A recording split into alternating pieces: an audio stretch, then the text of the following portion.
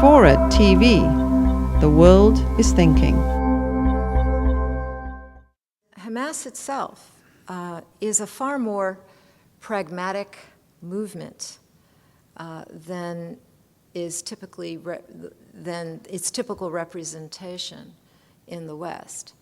And Hamas's election was not based on a belief or a desire on the part of Palestinians to see an Islamic government in Palestine. Absolutely not.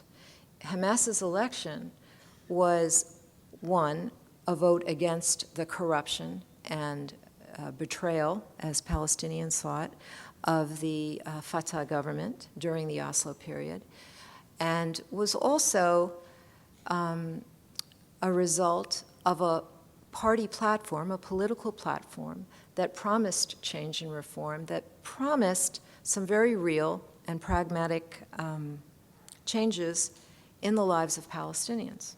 So it was twofold.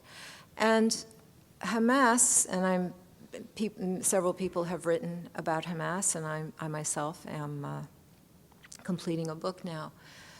If you look at the history of this organization since its inception 20 years ago, you see that this is not a group that is the same by any stretch of the imagination as the Taliban or the kinds of government you would see in Iran. To the contrary, in fact, my many interviews with Hamas officials over the years have shown, and they themselves have made a point of emphasizing to me, that they are not like the Taliban and like these groups. And if you look at their political platform and you look at what they've been saying for the last 20 years, and they have, of course, matured. They have grown and they have become a far more sophisticated, far more complicated organization than they were when they began. In the final analysis, whether we like it or not, and it's clearly not up to us to like it or dislike it, but Hamas is a part of this landscape. It's a part of this society. And through its social service work in Gaza and the West Bank, but especially in Gaza, they have played an increasingly important role in this society. And unlike many of the secular political movements, the secular nationalist movements during the Oslo period, they maintained their ties to the grassroots. A lot of these groups cut them for various reasons. Hamas remained very consistent and very deeply connected to the community and to society. And you know, of course, people say this is a way they buy political support and they promote their ideological vision and so on and so forth. But Palestinians aren't that stupid.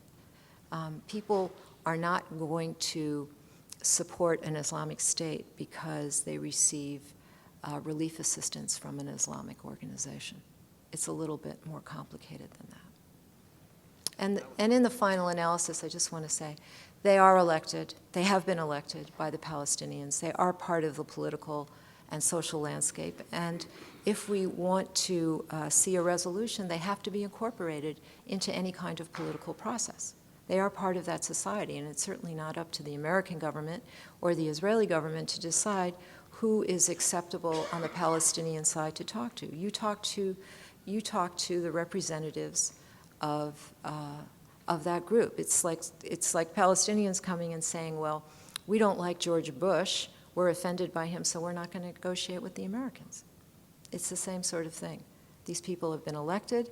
They have made it clear that they are willing to talk, which is precisely the reason, I believe, that they are being continually demonized.